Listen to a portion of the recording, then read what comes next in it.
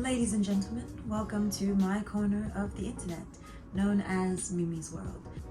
Of course, we start by burning some incense to, as I like to say, cleanse the space. It's very important. I'm getting incense dust all over. Corner of the internet where I talk about books, film, current affairs, and whatever I find interesting at the moment. Today we are going to be reviewing and talking about 4 films that I watched on MUBI. Now, I got a MUBI account maybe about a month ago and my 10-day free trial actually expired. And I thought, wait, why am I not watching the amazing films that are on this platform? You know, I've been so sick and tired of Netflix and Disney and Amazon, except for, what's that one on Amazon? What's it called? Cross. Except for Cross on Amazon. That was actually a recent find that I genuinely enjoyed. But without further ado, let's get into it. And here are my 4 films that I watched this week on MUBI in no particular order. The first film I watched was a short film titled 27 that came out in 2023. Now, it's about this 27-year-old woman living with her parents, and it's basically about her late 20s.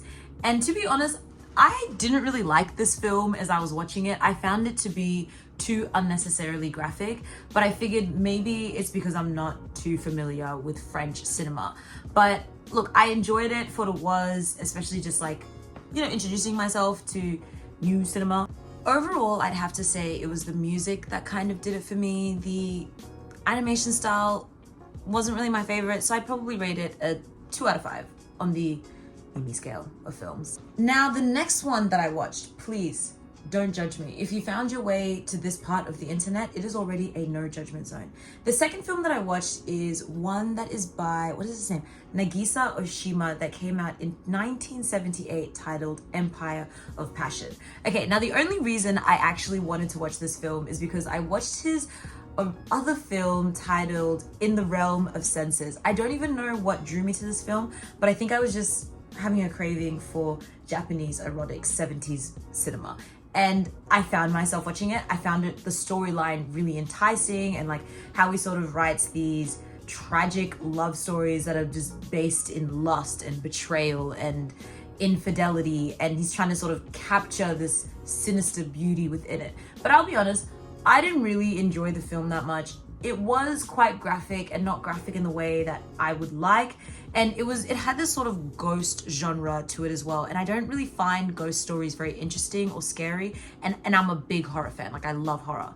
So overall, I probably have to rate this movie about a 3 out of 5.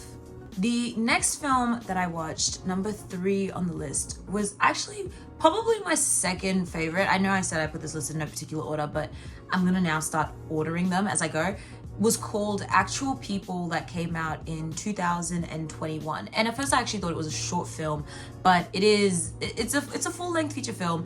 And you can tell that it's very like art house. It's very, you know, new. It's really, you can tell like it's very a project and something that they're just sort of trying to figure out as they're going with the film.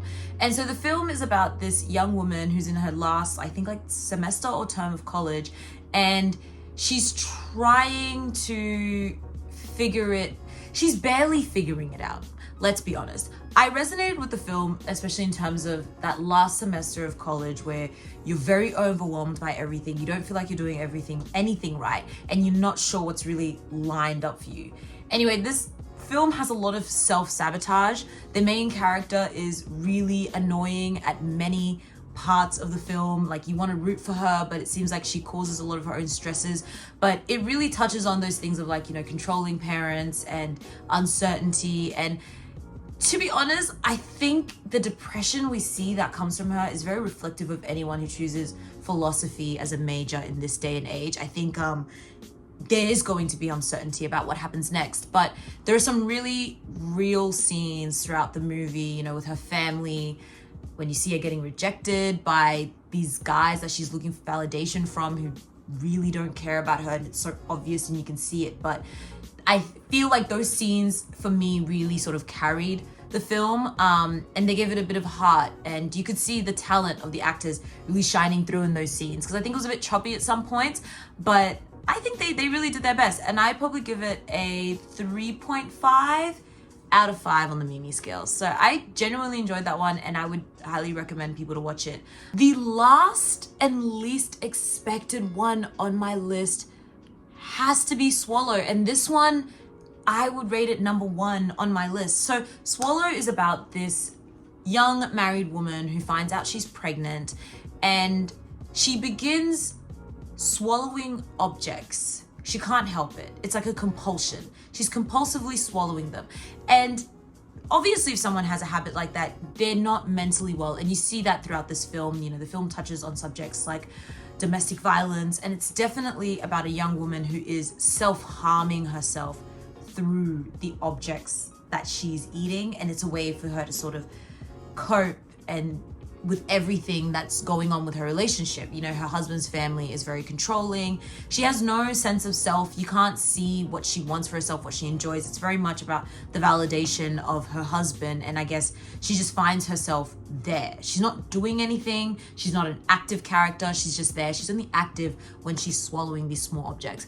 And I will say, the whole time while watching the film, you are curious, like, is she really gonna swallow that? What is she gonna swallow next? And you're trying to get inside the mind of her. But I really think a lot of the film really, to me, watching it, it's about trauma.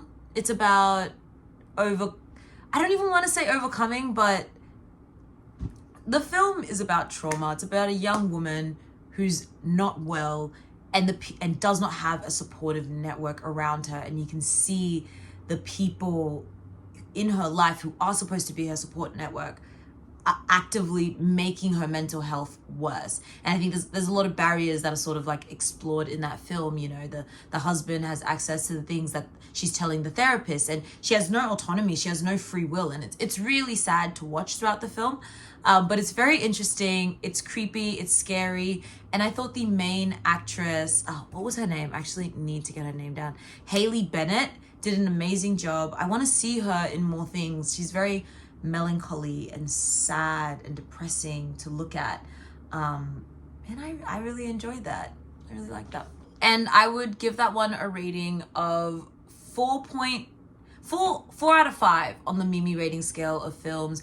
I would actually recommend all those films. Like, go out and watch them, especially if you're just trying to detach yourself from the trash and the garbage that is just put out on some of these streaming services. I'm actually really glad I did invest in subscribing to the MUBI app, because it's actually reminded me how much I love cinema and how much I love film and how much I love seeing the message and the art and what the director or the writer or the actor is trying to portray, or even like the music as well. I think that's what I liked about the first film that I listed on here. Was I liked the music because I may not have resonated with the art style, I may not have resonated so much with the story that was being told.